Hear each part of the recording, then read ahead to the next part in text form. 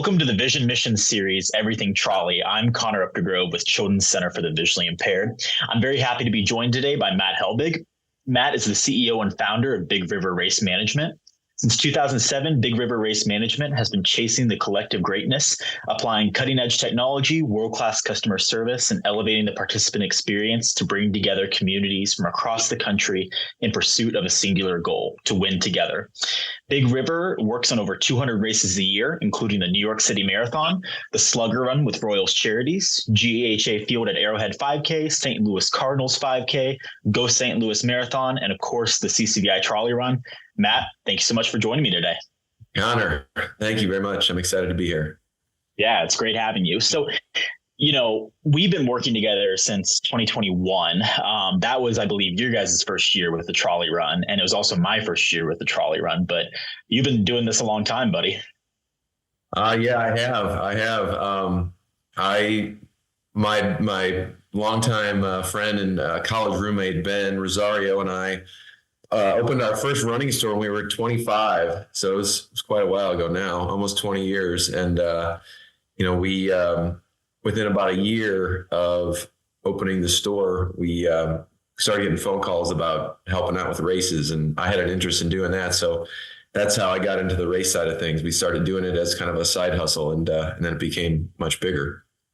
That's interesting. So your running store that was in St. Louis, right? You're kind of a native there, right? Yeah, correct. Yeah, born and raised in St. Louis. We opened that store there when we had just come back from college. I got done with graduate school, and Ben had got done running for the Hanson's running team up in Detroit, Michigan. And one of us had the idea. We both say it was the other guy's idea, but one of us had the idea, and we spent about 6 months putting together a business plan and begged for money from friends and family, and scraped enough money to get our door open. So. Did you get your graduate degree in business management, or what set you down the path of entrepreneurship? I've always been an entrepreneur. I remember selling like origami on the playground when I was in like fourth grade. So it's been in my blood. And I did my master's degree was in sport management, and I took some MBA classes to kind of supplement that while I was getting that degree. So I kind of I had an interest in business, obviously. As a runner, we'll talk about running, I'm sure, but it's kind of, I like to work like I like to run. The more you put into it, the more you get out of it. So being an entrepreneur has always been a something I've been drawn to. Yeah, that's a great point. And I think there's something inherently said there about entrepreneurship and kind of having that sort of like endurance mindset. You know what I mean? I think that when you start talking about things like, playing a more infinite game, right? And trying to, sort of look at the long-term picture and vision of things, right? Like those two things kind of go hand in hand with running quite a bit, I feel like. Yeah, I couldn't agree more. I think as a competitive runner and someone who ran for a long, long time and continue to run, you learn to work hard. And like when you're training for a big race, like you work a little bit extra harder, and it's kind of, you can apply that same work ethic and mindset to anything in life. So when we're getting our business off the ground, we were working our butts off like 70 hours a week. And, just like when you're, like I said, getting ready for a big race and you're pputting in a lot of miles, you just put your head down and you put in the miles and you get it done. So, we kind of applied that mindset to our business. And, there were some times where we worked really hard. And then there were some times when we were, in the off season and, not working quite as hard and enjoying the day a little bit more than others. So. Yeah. And you got to have that balance too. You got to have those breaks, where you can do that and kind of have that mental reset. I think it's interesting too, because, in all of my running career, right, the biggest piece of advice that I've gotten from, a lot of elite runners is don't pay attention to the speed around you, right? That's always like the resounding factor in racing. And I think there's something to be said there in business too. And it's something that we certainly think about at CCVI all the time at Children's Center for the Visually Impaired, that really we're working to build community here, right? We're not working to compete with anybody. We're really competing with ourselves, right? And how can we get the best educational programming out there for kids? Is there something to be said with you guys too about, really just looking at, kind of playing against yourself and kind of, working to be better for the community? Yeah, I think I think if you focus on like what's in front of you and like the people around you, and you know, you do your best to treat them well, and treat the participants well that you work with at these races, everything else, the bigger stuff kind of takes care of itself. I've been a firm believer of, you know, we treat our staff really well, and they feel the love that we give to them, and they give it to our clients. So it radiates from the core. And just like you guys are doing, you know, you treat your students so well and the families so well, and they go out and they want to talk about how great CCVI is, and what you guys are doing for the community. It's like, you guys don't even have to say a whole lot outwards. I mean, you do, because that's your job, but like, you have 200 plus families that are doing that work for you guys because you love on their children and you do so well for them. And that's how we've always kind of treated our business. So, you know, there's other companies like ours around the country that do the exact same thing as we do, but you know, their staff, their employees aren't treated as well, and they don't care about their company as much as our guys do. So, you know, you know, I think you got to be careful calling everything a big family, but it really is kind of the way we treat everybody and the way we treat each other. We're kind of a big family at Big River. Right. And you bring up a really, really good point too. And that's interesting, because I do kind of want to pivot to this. The running industry and working in timing, it's a grind. I mean, I think that it's a really fun opportunity here to get to kind of pull back the curtain for our trolley run audience, you know, because you guys do 200 races a year. Like, that takes a lot of weekends and a lot of getting up early and stuff like that too. So I think it's important that you're, you know, kind of prioritizing the people there, because it is a grind. Yeah, I mean, this job has its highs and its lows, and you know, I don't think it's definitely not for everyone. You know, if you were to just take somebody off the street and say, "Hey, how would you like to get up at 4 to 5 a.m. every Saturday for the majority of your Saturdays throughout the year, and work outside in the elements and work in all kinds of different places, and travel a little bit?" You know, I think a lot of people would be like, "No, thank you." But again, like if you know, we're super flexible with our guys and our team. Like, if you guys need an extra day, take an extra day. If you need to sleep in during the week, sleep in. Like, hours are flexible. We've tried to give them as much flexibility and freedom in their daily lives as we can now. You know, and also, like, you can take vacations when you need to, and take extra days. You know, we don't really keep track of that stuff either, but you know, it's like, don't ask off on a busy Saturday in September. Now, of course, there's always exceptions for, you know, family weddings or big vacations, or, you know, your kid's first birthday, things like that. We always are happy to shuffle the deck and circle the wagons for that weekend for those people. So, but yeah, it can be a grind, and yeah, you know, we retain our employees longer than most, but you know, usually 5 or 6 years is sometimes when people are kind of like, "Hey, I'm not sure this is for me." Or at that point, they're either all in for life, or they're like, "You know what, I'm going to go get a job, a 9 to 5 at a desk, and and see what that's like." So it's definitely a job that you have to love in order to be, you know, successful at it and do it for a long time. Yeah, 100%. I mean, you talk about that with CCVI here, right? It reminds me of special education teaching. You know, I mean, the average lifespan of a special education teacher is between 3 to 5 years. Not lifespan, but tenure in a special education career. So, you know, both those are just such a grind, and you know, I think you do have to love it, you know, and it becomes your life, and it becomes so much of your identity, really. I do want to pivot to this, and again, kind of in the theme of peeling back the curtain for our trolley run audience. Tell me about the first time you heard about the trolley run, and then kind of fast forward the clock as to why you wanted to work on this race. Sure. Yeah. So, that business partner I was telling you about, Ben Rosario, he was a little fat. He was faster than I was coming out of college, and he ran professionally for a while.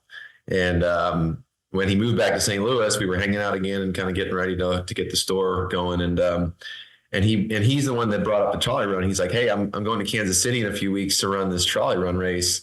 And if you're interested in coming, like, you could probably crash on the floor of my room. They're comping me a room." And I was pretty fit at the time, and I was, you know, I wasn't as fast as Ben, but I could hold my own. So I was like, "Yeah, I'll come." we drove over and ran the race. And, of course, I'm doing all the research ahead and leading into it and was like, holy cow, this thing's super fast. And there's tons of good competition. And so, yeah, we went and had a great time. And I ran PR, still my PR to this day on 4 miles. And I broke 20 minutes, which I was really pumped about. And but yeah, awesome race. And I'll be perfectly honest. Back then, I was a 20-something-year-old who I was only worried about myself and what was in front of me. I didn't even realize that the event had such a great beneficiary in CCVI. So yeah, and later in life, as I kind of broadened my horizons and learn more about the Trolley Run and what it raised money for, it was that much more special to me. And then yeah, fast forward 15 years down the road. I can't remember who introduced us to Christy, but somebody introduced us to Christy at CCVI, who was the former race director of the Trolley Run. And we struck up a conversation with her and had a really good rapport. And, of course, we were super excited at the opportunity of working with Trolley Run. And it just happened to work out that we got the nod to partner with you guys. And, that's kind of the history of how we got involved. And it's been very enriching to be a part of an event that has such a long history and pedigree of being like a race for like the elite runners and the elite side of the sport, but also at the same time is raising money for this incredible organization in CCVI and doing such great things in the Kansas City community. So we couldn't be more excited to be partners with this great event and with this great organization. So that's how we got it. That's how our involvement with the Trolley Run came to be, and my history with the Trolley Run. Now, for young runners listening, do you recommend before the Trolley Run that you should be sleeping on like a hotel floor? Well, when you're poor as could be, and you're saving every dollar for whatever, sleeping on the floor in your 20s is nothing to be ashamed of. So, but of course, a bed would have been nice. That's fair. But Ben's the one that got the room comp. Ben was the elite. I think he finished in like the top 2 or 3 or 4. He was way up there, and I was probably in like the teens. But yeah, I was just happy to get the invite. That's awesome. We're gonna have to pull some records and figure out where you placed there. I know. I was thinking about looking it up. I wasn't sure how far back your guys' records go, but we do. That's one project that we need to take on, or you guys need to find an intern and just have them compile all the records from all the Trolley Runs. We need to get them online on the website, and then have a list of all the winners, because there's been some pretty big names to come through and win this thing. I'm quite sure. Yeah, we'll have to get on that. I think that'd be an interesting one for sure. Okay, so I do want to pivot just slightly here, because we said in the intro all these incredible races that you worked on. I mean, you and I were both in New York at the same time this past year for the New York City Marathon. Obviously, I was not running in the New York City Marathon, but I was in New York for the New York City Marathon. What have been some of your favorite races to work on? Because I think that the thing that a lot of people probably don't realize, right, is you guys are located at St. Louis, but you're all over. I mean, you guys' footprint is just insane. Yeah, we've been, I've worked events all over the country, and there's been some really neat ones. So I did get this question in advance. So I had a little time to prepare for it. St. Louis got a lot of great races, but one that I really love being involved with is called the Ferguson Twilight Run. And, everybody's heard of Ferguson, and everybody probably has negative connotations with Ferguson, with the Michael Brown situation that took place and the riots and whatnot. But Ferguson is actually a wonderful community, and they put on this Twilight Run that's in May, and the entire community comes out for it. Like it's a 5K, 10K, and there are people lining the streets. There are people having the greatest time. I'll just say it, like running is very white. There's not as much color within the running community as there needs to be. And the Ferguson Twilight Run has all ages, abilities, races are well represented, and everybody comes together to celebrate running and to celebrate Ferguson. So that's one of my favorites in St. Louis.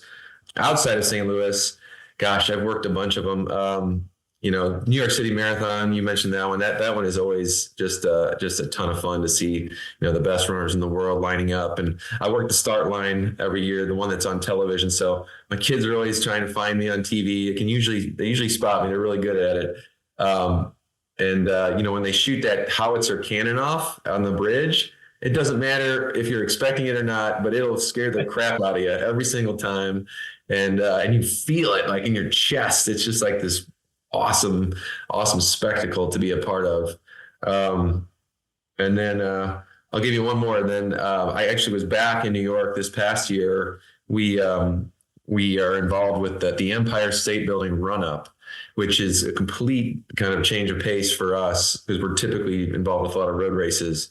But the run up there at that building is a really neat event. It's been going for 45 years. I had no idea how long that event had been going on, but they've got the best stair climbers in the world come in from all over the globe. The guy that won from Southeast Asia, I can't remember what country. I think it might have been Indonesia. Came in and won the darn thing. But these guys just fly up these stairs, like 100 flights of stairs, 1,500 stairs. The guy did it in like 8.5 minutes or something like that. It's totally insane. Wait, okay. So first of all, we definitely need to revisit that topic of diversity and equity in races, which is super, super important. So I do want to talk about that. But so this is the first I'm hearing of this Empire State run. So you're telling me they're running up the Empire State Building. That's like the timed race.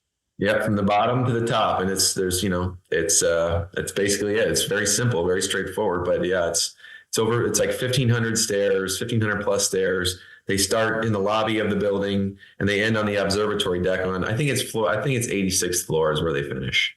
Wow, that's insane. But yeah, it's they only allow 400 people to do it every year. It's a lottery. They had like over 1,000 people register for the lottery. And it's really, you got to be really lucky, or you got to be really good to get in, or you have to be a celebrity. They do allow celebrities to run as well. So I don't think I want to see the waiver for that. That feels, like quite the cardiovascular challenge there. That's insane, man. I didn't even know that happened. That's wild.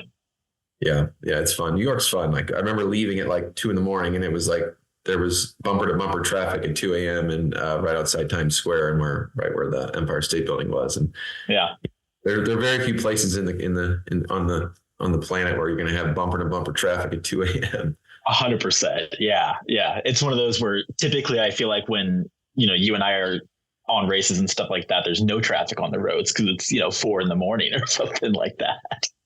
No. Yeah. I think that trolley run call time in 2022, I think I think we were out there at probably 2:30 or 3. It felt like that was an early one. That was a really early. That was an early one. Yeah. That was one we had to expand the starting time because of the pandemic. We were doing waves of like 400 or 500 people. And, so we had to start much earlier than usual. And, that was an early one. Yeah. Okay. So I do want to talk about something that you pointed out there, particularly with like the Ferguson run, right?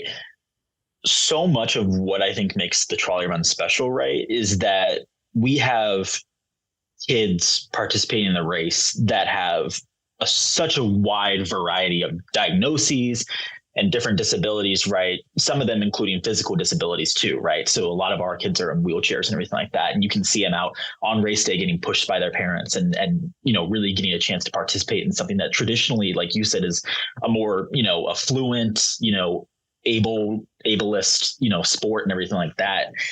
How the running industry has a lot of growing still to do, right? Obviously, but how have you kind of seen that change, and what makes stuff like the Twilight Run and Trolley Run special in terms of inclusion? Yeah, I mean, as a whole, the running industry has gotten better, but we still have a long way to go. But 10, 15 years ago, I mean, there was never any conversation about it. It wasn't even a topic. It wasn't even in anyone's minds. And more recently, in the last 3 to 5 years, there has been a concerted effort to broaden running, like invite everybody in to be a part of it, because it's been very, I'm not going to say exclusive, but it has not been inclusive, and that's something that the industry is working towards being better at it. I'm not going to say anybody's got it figured out, but it's a topic now that's discussed. And at the Running USA conferences of that take place every year, there's actual breakout sessions that are just discussing these issues and ways to improve the situation. So from our side of things, we've in St. Louis, we own a handful of events in St. Louis, some smaller ones. We usually put them on times of the year where there aren't any races happening, so we can kind of keep ourselves busy. But we've tried to improve our the look of our field, so it's not just a bunch of white folks standing around, and to do that, we've tried to identify some running groups that have different ethnicities and different people from different backgrounds, and reaching out to them instead of waiting for them to come to us. We're reaching out to them and offering discounts to their clubs and inviting them to come and making sure that they understand that, like, we want everybody to come, regardless of what you look like and how fast you are. The other thing that we've done in St. Louis is we've Run Sign Up has the ability now to do a non-gender selection. So you have male and female for the longest time, and now you can say non-specified or non-gender. And so we've started offering that at all of our races, and that it's just a little thing. It's literally a button you press when you're setting up a registration, and so we've been pressing that button, and we don't have a ton of non-gender folks sign up, but there are a handful. And one of them stopped me, just a month or two ago at one of our trail races, and they let me know how important it was to them that we offered that. And they said, I feel so much more included now, and this really made my day that this is a part of that. I had this option, and that you don't even think about it until it's right in front of you. And that was a really rewarding conversation that we had, or that I had. And that's something we're going to do moving forward. We're always going to offer that option and make sure everybody feels like they have a place at our events at least. Yeah, that's beautiful, man. I know we're about out of time, so I want to squeeze in our last question that we have in here. But gosh, man, you're going to get me on my soapbox, just because so much of that translates exactly to what really makes Trolley Run special. And I think that we have so many families, right, who are kind of early on in their journey of a diagnosis with blindness. And they've come to us, with essentially a piece of paper saying your child is blind. Here are all the things that they can't do.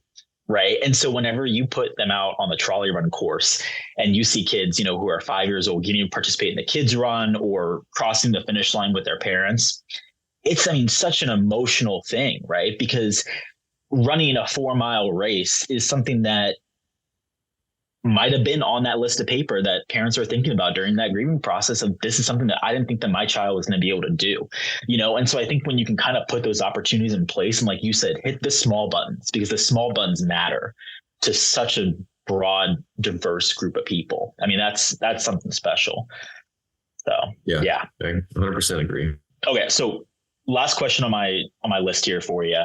And I know we kind of covered it throughout this whole sort of podcast, but how have endurance sports impacted your life in a positive manner? Oh man, that's a great question. Boy, I don't know. I don't know where I would be without the sport of running and without the endurance industry. It's I've kind of built my life around it. It was kind of my I was a skinny kid that actually I'm a soccer player, but I wasn't very good, so had to convert to running. And I've made my lifelong friends through the sport.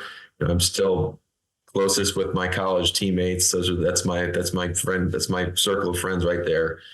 And and then of course it's my livelihood, and I built my family around it. So I'm extremely grateful to the sport and to the industry that sustains my life and gives me joy. So it's really, my whole world revolves around it. So I wouldn't know what to do without it. That's awesome, man. And well, hey, just so we get it out there for our audience, what do you guys have coming up? What are some of your key things that people should be on the lookout for? Yeah, you kind of mentioned some of them earlier. The Cardinal 5K is coming up April 13th, Busch Stadium. That'll be a fun one if got any Cardinal fans over there. You're welcome to come on over and join us. We will be back in Kansas City in Of course, for the trolley run and on April 29th, no, 28th, Sunday, April 28th. And then we'll also be back in Kansas City for the GEHA 5K at Arrowhead. So the Chiefs will be doing their 5K. Registration launches March 10th, so that has not been announced yet. So you heard it here first. So get ready to sign up for that one, and that's going to be a wild one. I mean, just wild, having back-to-back Super Bowls. I'm really excited about that one. So, and then we'll be. We've been doing a lot of work getting ready for the trolley run. There's some instruction on the course, but it sounds like we're going to be able to get back to the original course that we've been running for the last 35 years. And, we'll be over to certify that bad boy. So it'll be a legitimate 4-mile course to the inch. So hopefully we'll see a bunch of you out at the trolley run at the end of April, and can't wait. Awesome. Perfect. Well, thank you, Matt, so much for hopping on. If you want to hear more about Big River Race Management, you can head over to their website, brrm.com. That's brrm.com. Check them out on Facebook, and don't forget give us a follow on social media as well. You can find us on Instagram, Facebook, TikTok at the CCVI Trolley Run. We'll see you next time on the next episode of the Vision Mission. Thanks so much, Matt. Hey, thank you.